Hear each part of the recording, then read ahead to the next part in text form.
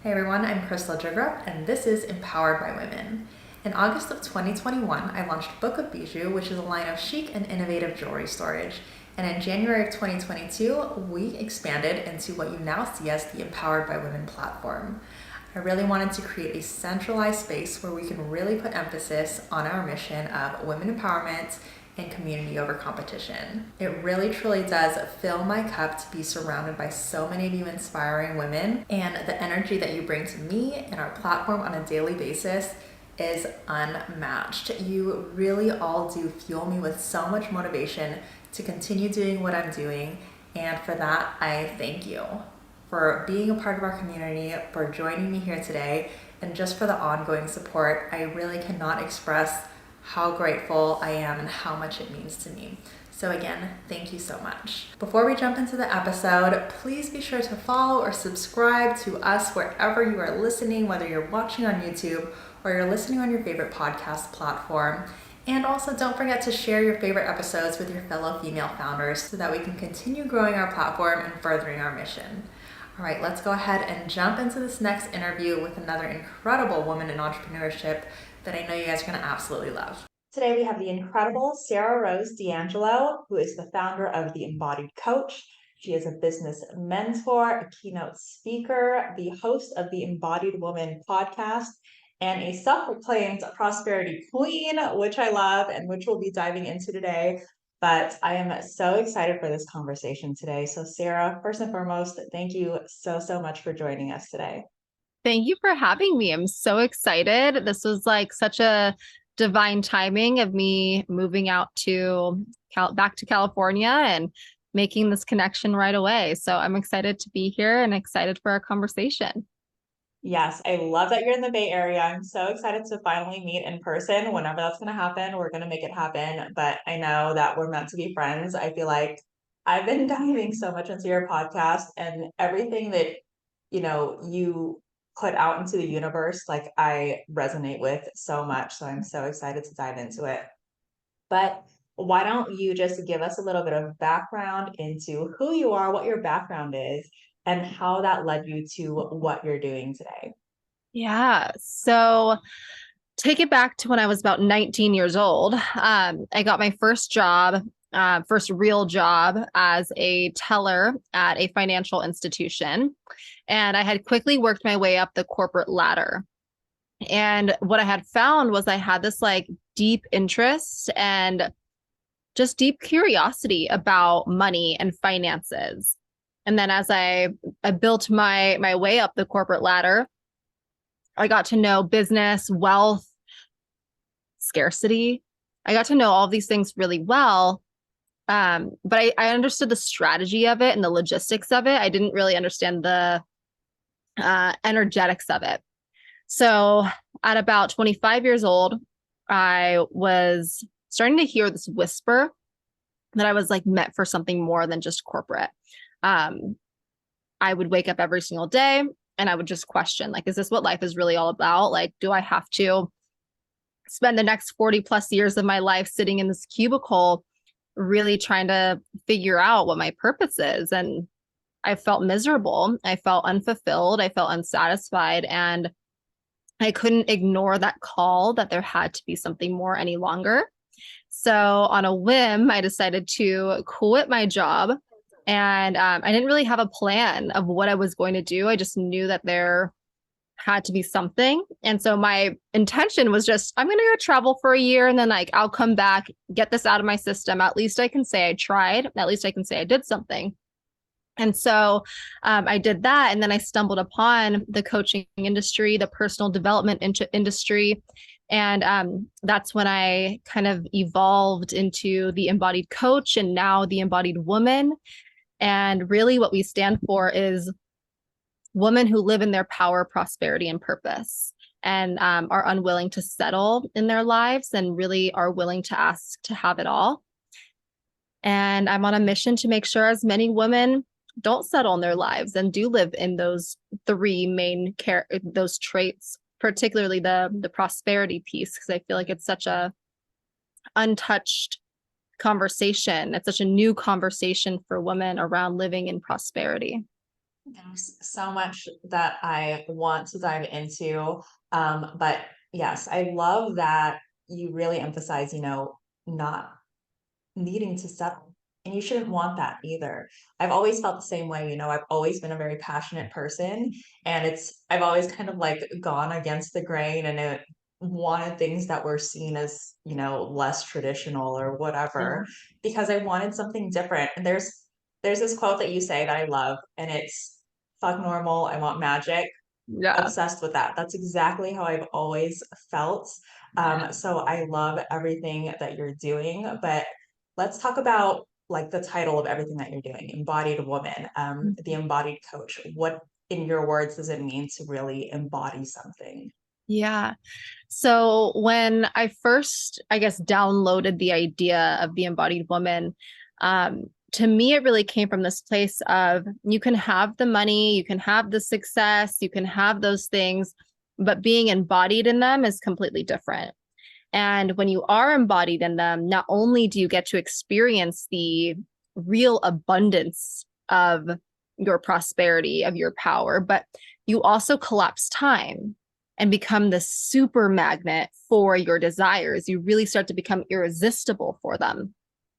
And so that's when I really started to play with like the energetics of money, the energetics of wealth, the energetics of even sales in your business and how to scale your business through the energetics. Um, and so to me, it's like being that embodied woman is a woman who holds her power, moves in her purpose, lives in her prosperity, and can really walk into any room and light up the room and feel that type of power and confidence. Like another quote that I like to say is walk into rooms like God sent you there. And like that type of just true knowing of your gifts and your power and your purpose. So good. There's this quote that it makes me think of when I think of embodiment, and I can't remember who said it. I was supposed to look it up before this conversation started, but I totally forgot. But it's not about exuding it, or it's not only about exuding it, it's about internalizing it. Mm-hmm. So, you can fake it till you make it all you want. But the real goal is to make sure you feel it like in your core, everything that you want, all that woman that you want to be. You don't want to just put yourself out as that woman. That's a great starting point, but the goal is to really internalize it, to embody that woman like full-heartedly with every part of your being, so that you can walk into that room like you were sent there by whatever, your source, your God, your universe is. Exactly. So Yeah. good. And I feel like that too, of that quote of like, when you are embodied in it, you do exude it and it has this like ripple effect, right? Like when I'll never forget the time that someone came up to me after a speaking engagement. They just said, like, I just want to thank you for being the embodiment of prosperity because when I'm around you, I feel more abundant. And it's like, wow, like the ripple effect that me being embodied in my desires has is seriously unmatched. So it's, it does have a ripple effect of what you exude too, but only when it's truly embodied. Yeah, and I think that's the power of really coming from like your purpose and knowing what your purpose is, knowing what your passion is, because then it's not so forced, right?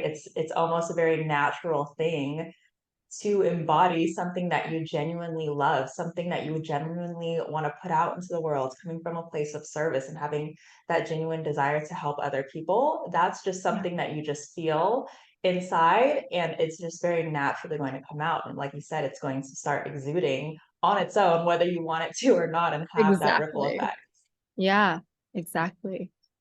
So I want to talk about the prosperity piece. So you're a little bit different because you've actually had like this finance background and knowledge, which a lot of people don't get.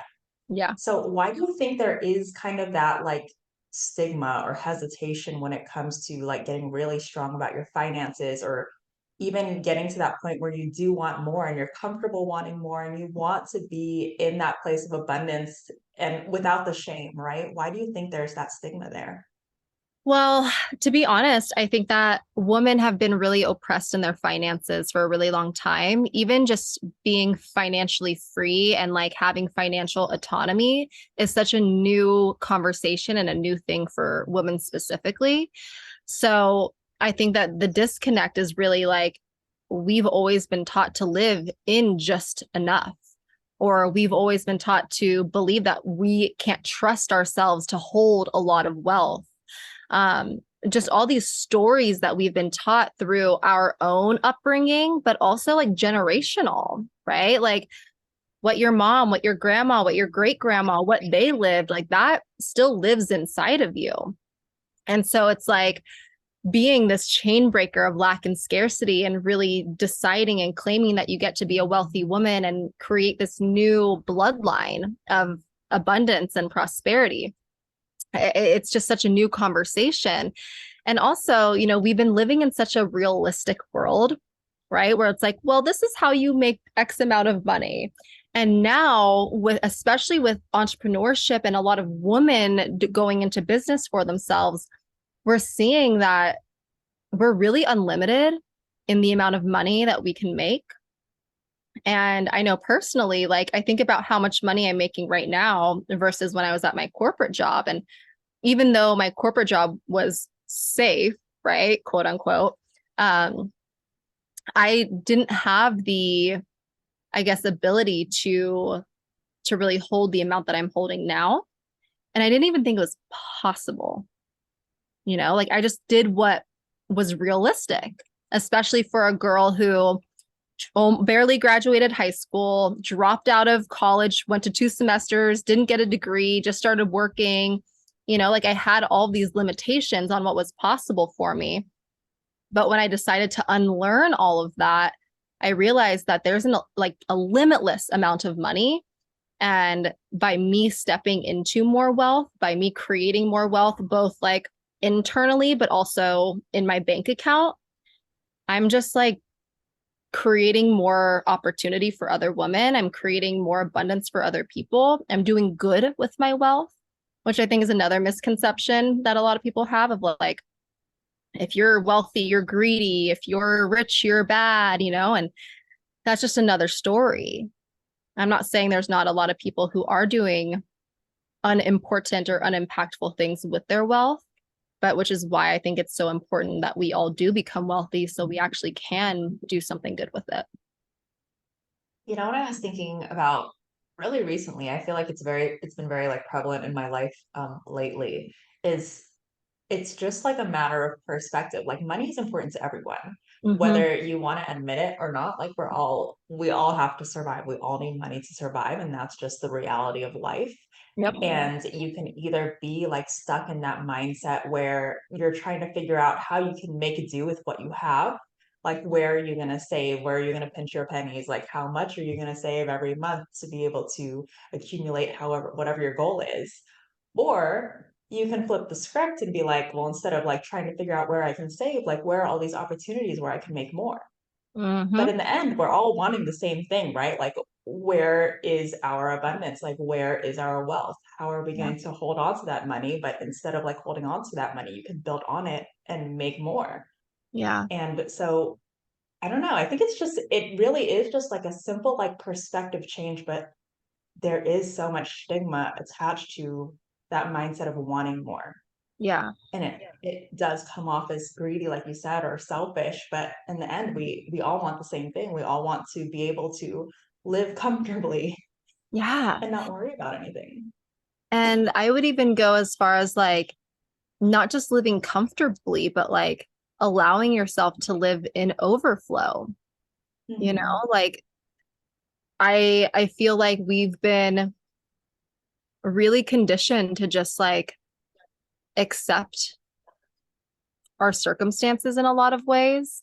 And, like comfortably for me is way less than what I'm making. But because we don't let ourselves dream bigger, like we don't let ourselves dream of like buying a house for our family or, giving back to foundations that are close to our heart or any way you desire to use your wealth. Like we're just so focused on like, okay, like how can I support my family? How can I pay my bills? That's all I need to do. And it's like, that's the foundation. Like that is the baseline of what you deserve. But overflow is also your birthright, where you don't have to choose between a coach flight and a first class flight, or you don't have to choose between the hotel that you actually want to stay at, or the gift you want to get your mom for Mother's Day. Like the total freedom to have, be, and do whatever you want. That's overflow. Yes. For me. Yeah. Absolutely. And you're incredibly right. And for anyone that's listening, like whatever that is for you, like there is no wrong answer, right? But just know that you are so deserving of whatever your wildest dreams are. And I think that's, both what me and Sarah are aspiring to put that reminder out in the world, to let you all know that you are so worthy and capable and deserving of all of that and more. Yeah. Sarah, I'm like dying to dive into your latest event. So you're now into hosting events, which I love. Yeah. I also host events slightly different than what you're doing. Like you're doing the like full on like retreats and multi-day conferences and things like that, which obsessed with. I don't know if that is my path, but I love what you're doing. But you had said, I think in a previous podcast episode, that like you didn't see yourself as that person hosting these kinds of things. So Yeah. tell us about the path that led to that. Yeah. Oh my goodness. So the reason why I didn't really see myself hosting events, and why I was so comfortable and confident in having an online business, is because my first time having like a real public speaking experience, like outside of high school, I was working at my corporate job and I got up to present and I like lost my voice. Like my voice started shaking. So like I was just like, super scared, timid. And like there were people who came up to me afterwards and was like, I thought you were gonna faint. I was, one girl was like, poor girl. Like they really pitied me. And I was like, okay, well, I am not the girl who's supposed to be being on stages and speaking. Like I'm more of a, behind the scenes, and like, but once I get in person, it's like terrifying. And then, so I always really just identified with like not being that girl. And then in July of last year, 2022, I was in meditation and I got this like vision of me standing on stage speaking. And I was like, oh God, no, like this is not in the plan. But it's one of those things I know for me personally that when I receive like those vivid visuals and like, yeah, just those like big ideas, I kind of know better now to, I would run from it, but I've been doing this work for so long that I'm like, okay, like obviously I'm meant for it. So I just trusted it. And I also like, one of my big things is always dancing along your edge and like really showing yourself what you're capable of. So seek discomfort, and that's something I pride myself on. So when I got the visual, I was like, oh shit, but okay, let's do it. Like I can do it. I'm just going to say yes and see what happens. So I started to create, instead of like waiting for a stage to be built for me, and to be, asked to be a speaker, I just said, I'm going to build my own stage. So I created the Embodied Live. And when I say I became a different person, both days of the event, I really mean I became a different person. Even through the process of creating that room, I became a different version of myself. And I never will forget how peaceful and how natural it was for me to step on stage and speak. It was so cool. And in between me saying yes and building the room and creating the experience, I had been presented so many opportunities to speak on other people's stages. So it was almost like it just took me saying yes fully to get presented the right opportunities for my purpose and my alignment. So yeah, it was so cool. I love that so much. So I love when you said to create your own opportunities, because my story is almost exactly the same. Mm-hmm. When we hosted our very first women's empowerment market in May of last year, part of me was like, wanting to get women-owned businesses together in person. But there was also this other half of me that was like, so I have a products business. I don't know if you've seen it, Book of Bijou. And I've been wanting to do like markets. And I was like, want to pay those fees, and I don't want to like to see if like people accept me to be in their markets. Let me just create my own market so I'll be guaranteed a table. And I Yeah. did exactly what you did, and I created my own opportunity for me to do just that. And from there, like, that has really been what set Empowered by Women like in stone. Like, that is what established us as like a reputable like community that people are attracted to and people want to be a part of. And I love that your story is like almost identical. It's very linear. Yeah. So you didn't have a very established following when you did your first event, right? No, I mean, it's so funny that you bring that up because this is like um, a big breakthrough that I've had recently because I have been able to build, a multiple six-figure online business with a really, really small community. And not a lot of people, and I just like wrote about this. I'm like, I have to just own this. Not a lot of people have created what I have created with what I have created, right? Like with the small audience size and all of that. Um, but what I do have in my audience is intimacy. And I think that is actually what there's a huge deficit of intimacy in the online space. Like you can follow someone, but do you know them? And my people and I know each other. So yeah, that was a pretty special thing to like recognize that, yeah, I don't have the large following and the accolades there, but like what I do have is depth and meaning and connection with the people that I do have, and it pays off. Yes. This is why I feel so connected to you, because everything you say, I'm like, yes, that's exactly me too. Yeah. You 100% have to put like that value in how deep your connection is, not how broad it is, because the numbers don't matter at the end of the day if there isn't that authenticity there, that rawness. And that's what you've built, and that's amazing. What other factors do you think contributed to your events being so successful? I think that my leadership is a big part of it. Um, I'm not a leader of perfection, or I don't pedestal myself. I'm not on this like high horse energy. It's like, it's a very grounded, very relatable, but still like leader, you know?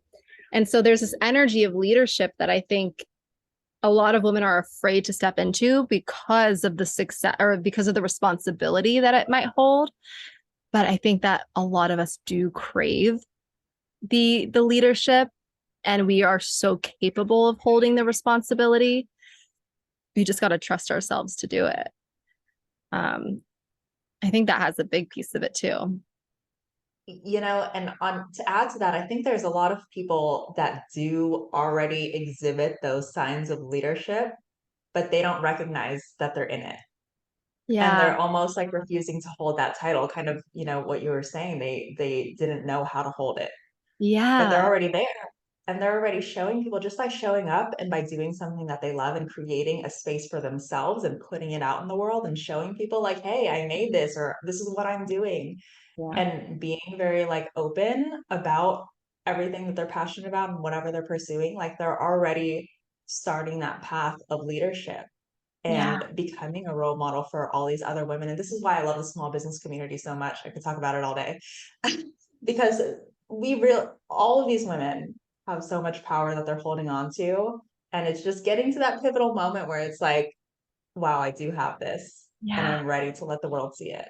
Yeah. And like, oh my gosh, yes. I just wrote a whole post about how you know, if you think back to when you were a child and who you were naturally, in some way you were great. No matter like if you were, you know, shy and gentle and nurturing, or if you were like me, who was like loud and outgoing and bold and sassy, right? Like no matter what, in some capacity, you were great.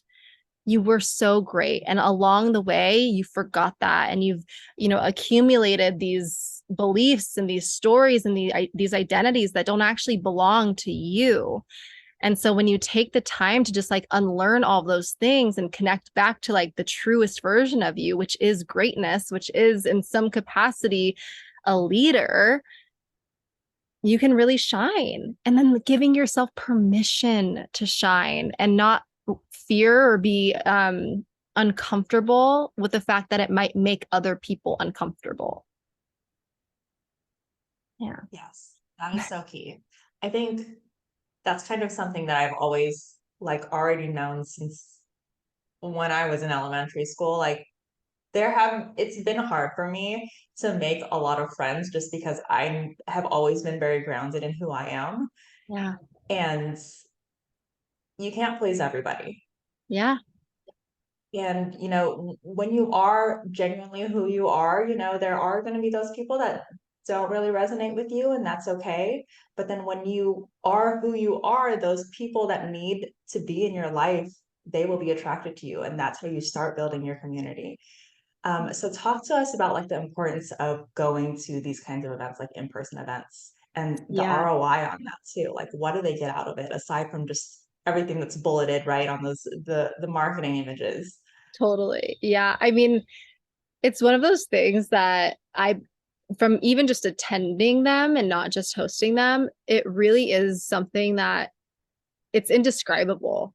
You know, like there's something that happens by when you get into these rooms and you connect with these women and you even like experience your own insecurities in real time, like the healing that happens.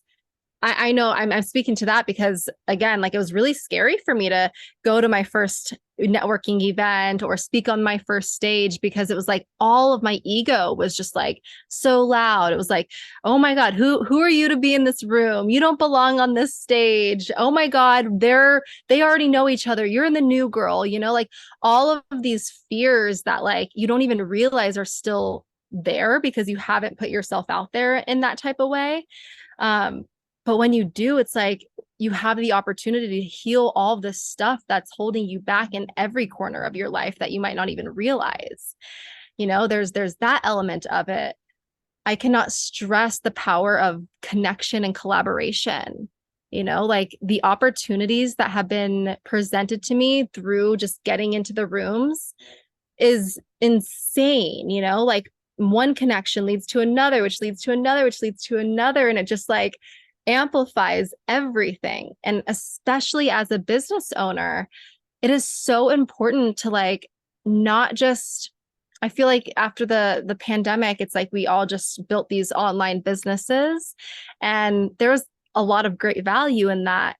But like in-person experiences amplify everything. So it's really hard to even like, you know, it's priceless, right? The ROI, it's like, it's priceless. And you can't even explain or describe what you're getting out of it until you just get into these rooms with these other women who are on the same playing field as you. It kind of goes back to like the energetics that you mentioned earlier. The energetics from an in-person event is on a whole completely different level than, you know, even if you have some kind of online community, like Yeah. actually physically surrounding yourself with people above you or beside you is just a whole nother playing field. And I feel like, you know, you can get motivated online, you know, Yeah. for a short amount of time. Like, okay, I got in my inspo for the day. I read this little fancy quote or whatever. I watched this reel of someone doing something amazing. But then when you really immerse yourself in an in-person experience and just absorb all of that incredible energy, just like what happened to you, like you just change as a person, right? And you bring it with you moving forward. Yeah. It like integrates and you embody it so much faster than in the online space. Absolutely. Yes. I love what you're doing. Now that you're in the Bay Area, we're obviously going to have to do something together. I think it's inevitable. Absolutely. So I'm volunteering you for it. Yes, please. Yes, please. I'm up for it. I'm so ready. As long as you don't mind a little pregnant belly. Oh my God. Okay. Speaking of, I have been looking at my list of questions and that was on there, but that's totally like gone over my head. How far along are you? You're in your second trimester. Second trimester. Yeah, I'm 22 weeks. So, yeah. Congratulations. Okay, so I'm just gonna go ahead and steer the conversation towards that. Like, what is the future looking like for you and for baby embodied? Yeah, girl, I wish I had answers. It's been such a lesson of like surrender and trust because I've never been a mom before, so I really don't know what life or business looks like after baby is here, but I have the very clear intentions that it does not take away from my life, it only adds to it, and it only gets to make things even better versus it's going to change, but it's not going to take away. And I think that a lot of people, when they have kids, it takes away from their lives or they let it take away from their lives. And I just have a very clear intention of, yeah, it will be different. I don't know what my business will look like or the direction it will take or the capacity that I'll have, but I know it'll be even better. So, Yeah. I think definitely there is that kind of nature in us where it's like there are some people that feel like you have to choose one or the other. yeah. And it's like if I'm a mom, like I have to focus 100% on my time on my kids or I'm a terrible mother. But that is absolutely false. And you can have it all. And I love that you said, people let it take over, right? Yeah. And they let it pull them away from whatever they were doing, like their passion projects or their big multi-six-figure business, and they let that choice be made for them, but it really is a choice. Yeah. And you are able to be all the things and have everything, and like you said, accept that overflow and have it all. Yeah. And I have no doubt in my mind that you are going to keep doing amazing things. And I'm really excited to see what that journey translates to and to see your continued like a baby bump pics. That's so exciting. Yeah. I don't know if you know, I have two girls of my own. You don't know yet, right? No. Okay. Do you want Oh, anything? the gender? I thought you meant if I knew if you had two girls. No, I do know the gender. Yeah. You do? Have you announced it? Yeah, baby boy. Yeah. Wait, okay, now that you say that, I feel like I probably did see it on Instagram potentially, but Yeah. congrats, that's exciting. Thank you. Oh, Yeah. well, I'm so excited for you. We're nearing the end of our session here. I feel like we could talk forever, but what tips do you have for other women out there that are kind of hesitant to step in their power or step into their prosperity and their purpose? What are some key tips that you can share with our audience? I would say surround yourself with women who are creating it for themselves to show you that it's possible, first and foremost. Even if it means working with a mentor directly in that capacity, or just finding a community of other women who are doing that. And then I would also just say, play with it. Like, fall in love with the unfolding of your journey and like play with what it would feel like to be a woman who lives in her power and see what you can create from that place. Play with what it would feel like to be a woman in her prosperity and what you can create from that place. And the more you just like, yeah, play with it and let it all unfold and get curious, I think the more you'll realize how possible it gets to be for even someone, and I'm using quotes here, but even someone like you, because that was a story I always told myself was that's meant for other people, not someone like me. And now look at me. So yeah. I love that. That's such a great tip. I've never heard anyone phrase it that way before. Just play with it, play with the idea of it, play with whatever vision you have in your head. And that's really when you start to find all those little things like, oh, I really like this, or like, oh, I want more of this, or oh, what about this? I love that tip so much. Yeah. Usually, a common tip people give is like, just get started. Yeah. But then they get started and then they try one thing and they're like, no, it didn't work out. But then if Yeah. you play with it, that's a whole completely different way of looking at it. I love that so much. Okay, so Sarah, where can everyone find you and your amazingness? Yeah. So Instagram is definitely where I hang out the most for business. So definitely follow me on there. I'm at Sarah Rose _D. And then for more of like my lifestyle stuff on like all things baby, pregnancy, being a CEO, and also having a baby and all of that, I'm sharing all of that on TikTok. And then I also have my podcast that I'll have you on in just a couple of weeks that I'm very excited about. So you can also check that out. And of course, all of that will be linked down below. But Sarah, you've been incredible. I'm seriously so excited that our worlds have collided and that you're local and that we're going to continue this one way or another. So I'm looking forward to seeing what we can do together and seeing also just how your own journey unfolds. I think you have a lot of really exciting things ahead of you. But thank you again so much for joining us today. Thank you. It's been a pleasure. Another incredible interview with yet another inspiring woman in entrepreneurship. I hope you guys loved that episode just as much as I did. Before we leave off, if you yourself are also a woman entrepreneur, I would love for you to consider joining our Empowered by Women directory.